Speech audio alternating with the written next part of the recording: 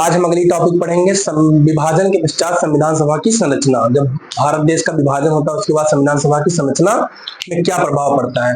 तो जो स्वतंत्रता अधिनियम 1947 था उसके बाद संविधान की संरचना पर तीन मुख्य प्रभाव पड़ते हैं, जिसमें पहला यह था कि जो सदस्यों की संख्या 389 थी वह संख्या अब घटकर 299 हो गई थी। इसमें 296 मनोनीत सदस्य थे पहले और 93 मनोनीत और 296 निर्वाचित सदस्य थे। लेकिन विभाजन के पश्चात संख्या क्या हो गई, 229 सदस्य जो है निर्वाचित रह गए और इसमें से 70 सदस्य मनोनीत हो गए। और दूसरा इसमें जो दूसरा प्रभाव ये पड़ा, इसमें दूसरा मुख्य पॉइंट ये आता है कि जो ब्रिटिश के नियम थे, जो ब्रिटिश संसद के नियम थे, उस पर यह संविधान सभा के सदस्य जो थे हस्तक्षेप कर सकते थे, मतलब समाप्त कर सकते थे या उनके बनाए गए नियमों को बदल सकते थे। और इसी में तीसरा पॉइंट ये आता है कि संविधान सभा की जो कार्य प्रणाली थी वो इस प्रकार से विधि बनाने का कार्य प्रारंभ करती है, संपूर्ण भारत पे विधि बनाने का कार्य प्रारंभ कर देती है। इसीलिए संविधान सभा को पहली संसद भी कहा जाता है। क्या कहा जाता है? संविधान सभा को पहली संसद कहा जाता है। ठीक, स्वतंत्रता अधिनियम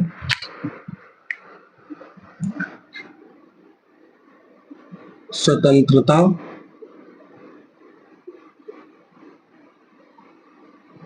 अधिनियम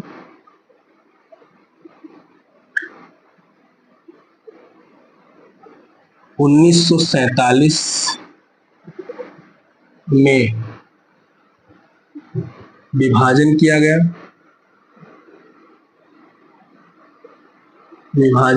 गया।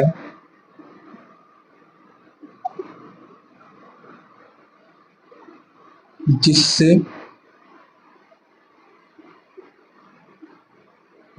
संविधान सभा पर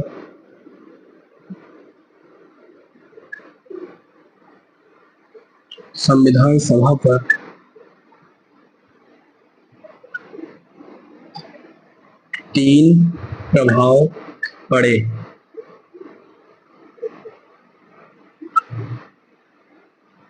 ठीक, तो प्रभाव क्या थे? विभाजन के पश्चात जो संख्या थी वो 299 रह गई, 299 सदस्य 299 सदस्य रह गए, जिसमें से 229 कैसे थे? निर्वाचित थे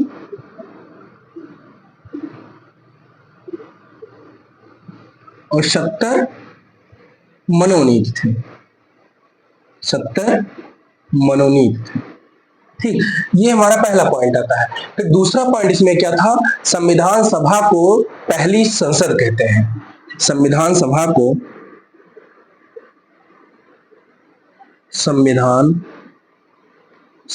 को पहली संसद कहते हैं।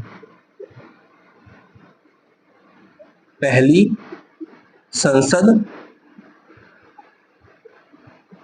कहते हैं क्योंकि इसने संपूर्ण भारत पे विधि बनाने का कार्य प्रारंभ कर दिया था।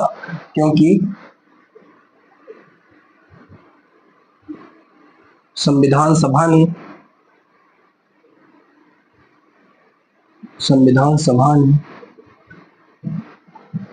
संपूर्ण क्षेत्र में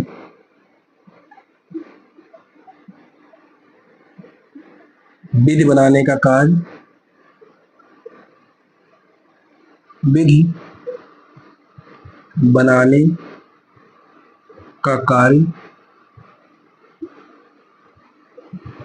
प्रारंभ कर दिया था।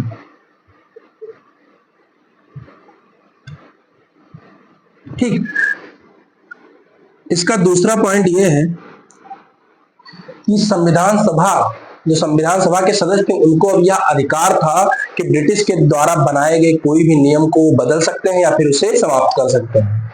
ब्रिटिश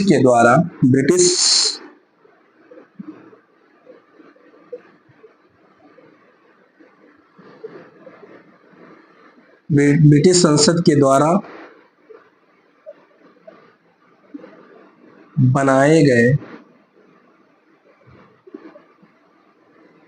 बनाए गए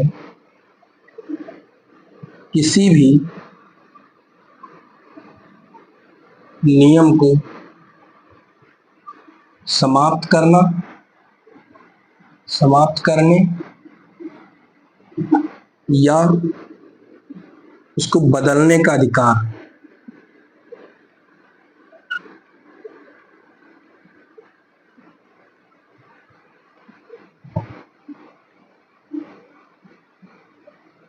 ठीक, ये 3 पॉइंट रहा।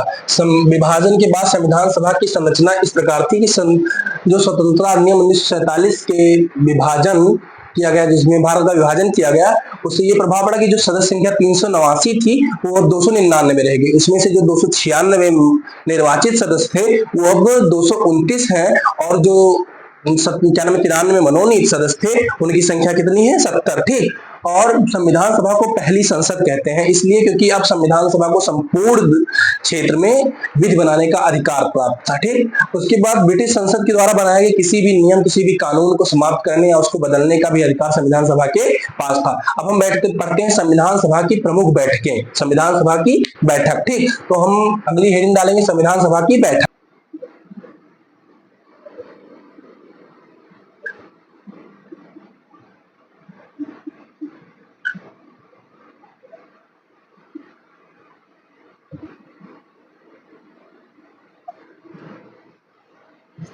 संविधान सभा की बैठक, पहले हम हेडिंग डालते हैं 9 दिसंबर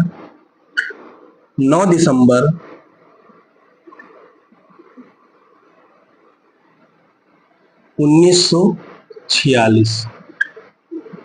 संविधान सभा की प्रथम बैठक 9 दिसंबर 1946 को होती है, और इसमें क्या होता है? मुस्लिम लीग ने इस संविधान सभा का बहिष्कार कर दिया। इस बैठक का मुस्लिम लीग ने बहिष्कार कर दिया और अलग पाकिस्तान की मांग कर दी। इसलिए इसमें जो सदस्य शामिल हुए थे वो कितने शामिल हुए थे? 207 सदस्य ही इसमें शामिल हुए थे, और इसमें आंतरिक और अस्थायी सदस्य डॉक्टर सच्चिदानंद सिन्हा को बनाया जाता है। किसको बनाया जाता है? डॉक्टर सच्चिदानंद सिन्हा को आंतरिक अस्थायी सदस्य बनाया जाता है, जिन्होंने शपथ दिलाई थी, जिन्होंने संविधान सभा के सदस्यों की शपथ दिलाई थी।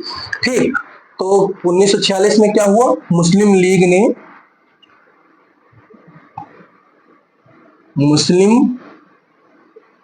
लीग ने बैठक का बहिष्कार कर दिया। बैठक का बहिष्कार। ठीक, फिर सदस्य शामिल हुए, शामिल सदस्य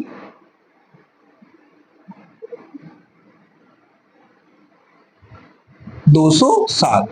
ठीक, और 9 दिसंबर 1946 में जो आंतरिक अस्थायी सदस्य बने थे वो कौन बने थे? डॉक्टर सच्चिदानंद सिन्हा। आंतरिक अस्थायी सदस्य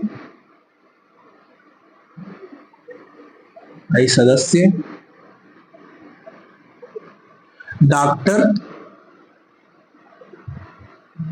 सच्चिदानंद सिन्हा। 9 दिसंबर 1946 में मुस्लिम लीग ने इस बैठक का बहिष्कार किया, अलग पाकिस्तान की मांग की, और जिसमें इसी वजह से इसमें जो शामिल सदस्यों की संख्या थी वो 207 थी, और आंतरिक अस्थायी सदस्य डॉक्टर सच्चिदानंद सिन्हा बनाए जाते हैं 9 दिसंबर 1946 की बैठक में। फिर बैठक आती है 11 दिसंबर 1946। 11 दिसंबर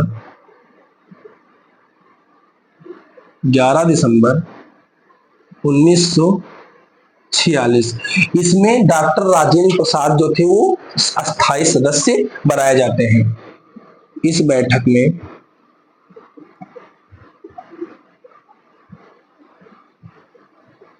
डॉक्टर राजेंद्र प्रसाद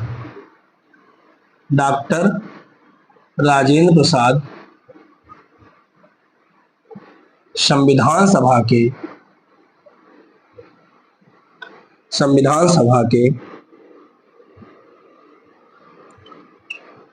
अस्थायी सदस्य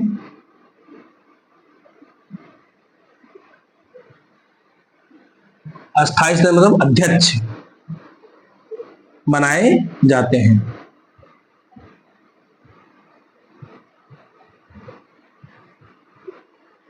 और इसमें 25 जनवरी 1947 को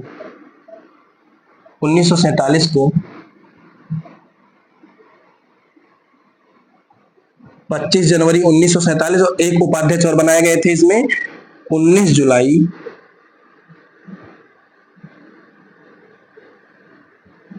1947। इनका नाम था बीटी कृष्णमाचारी। बीटी कृष्णमाचारी, क्या नाम था? बीटी कृष्णमाचारी। और जो संवैधानिक सलाहकार थे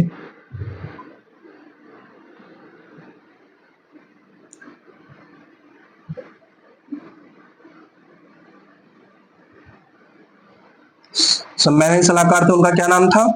बीएन राव। बीएन राव। इन उपाध्यक्ष का उपाध्यक्ष एचसी मुखर्जी।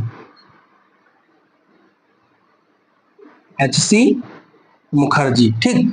ये रहा हमारा 9 दिसंबर 1946 और 11 दिसंबर 1946 की बैठक, जिसमें 1946 में जो अस्थायी आंतरिक सदस्य थे वो डॉक्टर सच्चिदानंद सिन्हा थे और डॉक्टर राजेंद्र प्रसाद 11 दिसंबर 1946 की बैठक में अस्थायी सदस्य बनाए गए थे। अब पढ़ते हैं 13 दिसंबर 1946 में क्या हुआ था। पंडित जवाहरलाल नेहरू ने एक ऐतिहासिक उद्देश्य प्रस्ताव पेश किया, ठीक है, जो आगे चलकर संविधान की प्रस्तावना के रूप में शामिल हुआ था और इसे सर्वसम्मति से, और प्रेरित कहां से था? ये यूएसए से। यानी 13 दिसंबर 1946 इस दिन संविधान सभा की तीसरी बैठक संपन्न होती है। इस दिन संविधान सभा की तीसरी बैठक होती है और इसमें पंडित जवाहरलाल नेहरू ने इसमें क्या किया था? उद्देश्य, ऐतिहासिक उद्देश्य या प्रस्ताव पेश किया। ऐतिहासिक उद्देश्य या प्रस्ताव पेश किया जो आगे चलकर संविधान की प्रस्तावना के रूप में शामिल हुआ। और इसमें क्या थे? संवैधानिक लक्ष्य शामिल थे। इसमें क्या थे? संवैधानिक लक्ष्य शामिल थे और इसे सर्वसम्मति से 22 जनवरी 1947 को संविधान की प्रस्तावना के रूप में एक्सेप्ट कर लिया जाता है, ठीक। तो संविधान सभा की तीसरी बैठक, इस दिन संविधान सभा की तीसरी बैठक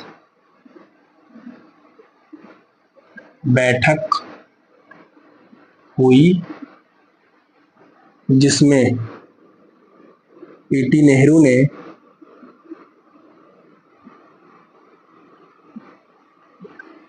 उद्देश्य प्रस्ताव पेश किया,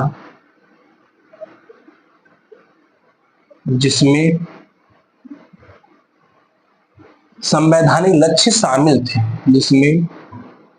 संवैधानिक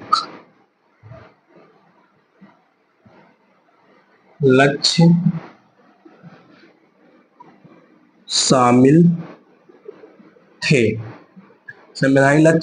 शामिल थे, ठीक। संवैधानिक लक्ष्य शामिल थे और यह उद्देश्य, यह प्रस्ताव यूएसए के संविधान से प्रेरित था, ठीक। और यह 22 जनवरी 1947 को सर्वसम्मति से संविधान की प्रस्तावना के रूप में ग्रहण किया जाता है।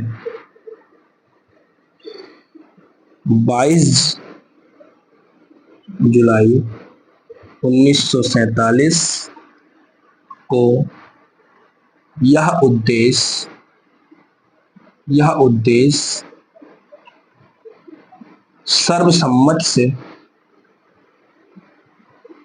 सर्वसम्मति से संविधान की 22 जनवरी संविधान की प्रस्तावना के रूप में शामिल किया जाता है,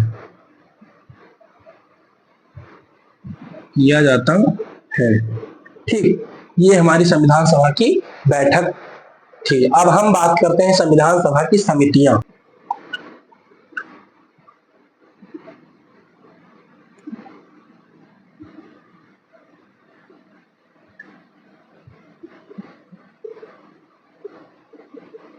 संविधान सभा में 8 बड़ी समितियां और 15 छोटी समितियां शामिल थी। तो 8 बड़ी समितियों के नाम हम पहले देख लेते हैं। 8 बड़ी समिति कौन कौन सी थी, बहुत इंपॉर्टेंट है। संघ शक्ति समिति, संघ शक्ति समिति, संघ शक्ति समिति। दूसरा कौन सा है, दूसरा हमारा कौन सा है, संघीय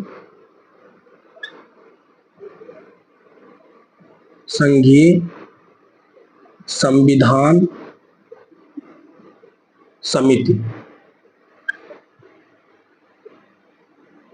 तीसरा है राज्यों के लिए समिति, राज्यों के लिए समिति। तीसरा हमारा है प्रांतीय समिति, प्रांतीय समिति। चौथा है मौलिक अधिकार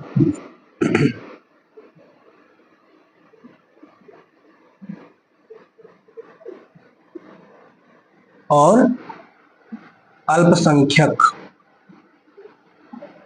एवं अल्पसंख्यक कल्याण समिति, कल्याण समिति। 1 2 3 4 5 5 का है मौलिक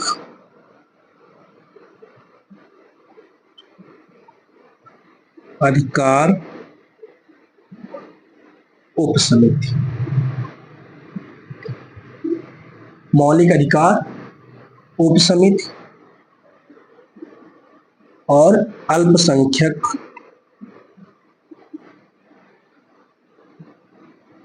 कल्याण उप समिति।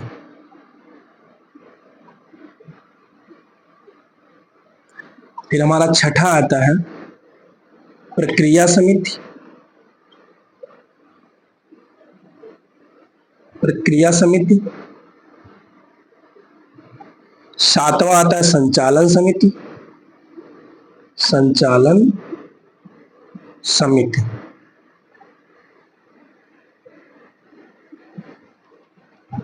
आठवां हमारा आता है प्रारूप समिति, प्रारूप समिति, ड्राफ्ट कमेटी। ठीक, संविधान सभा की जो 8 बड़ी समितियां हैं वो इस प्रकार है। संघ शक्ति समिति, संघीय संविधान समिति, राज्यों के लिए समिति, प्रांतीय समिति, मौलिक अधिकार एवं अल्पसंख्यक कल्याण समिति। 5 का है मौलिक अधिकार उप समिति, अल्पसंख्यक कल्याण उप समिति, प्रक्रिया समिति, संचालन समिति, प्रारूप समिति। अब इनके अध्यक्ष हम देख लेते हैं। पीटी नेहरू, पंडित जवाहरलाल नेहरू, इसकी कौन थी, इसके भी पंडित जवाहरलाल नेहरू। इसके कौन थी, पंडित जवाहरलाल नेहरू। प्रांतीय सरदार वल्लभ भाई पटेल, सरदार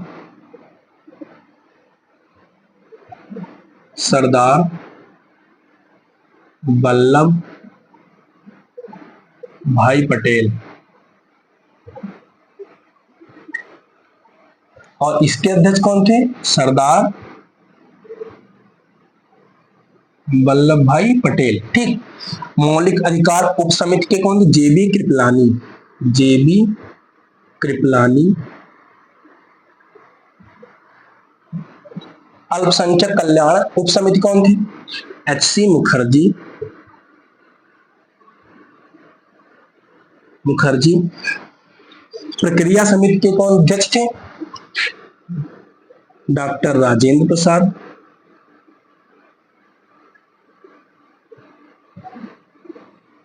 डॉक्टर राजेंद्र प्रसाद। संचालन समिति के कौन थे? इसके भी डॉक्टर राजेंद्र प्रसाद। प्रारूप समिति के डॉक्टर भीमराव अंबेडकर।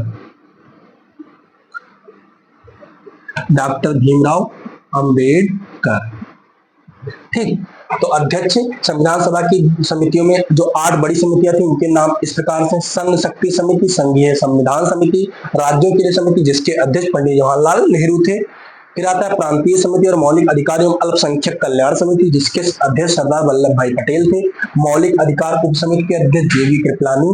अल्पसंख्यक कल्याण उप समिति एच.सी. मुखर्जी। प्रक्रिया समिति और संचालन समिति डॉक्टर राजेंद्र प्रसाद। और जो सबसे इंपॉर्टेंट है ड्राफ्ट कमेटी मसौदा प्रारूप समिति, ये डॉक्टर भीमराव अंबेडकर। ठीक है, तो अगली हेडिंग हमारी क्या होगी? प्रारूप समिति। अगली हेडिंग हमारी होगी प्रारूप समिति यानी ड्राफ्ट कमेटी।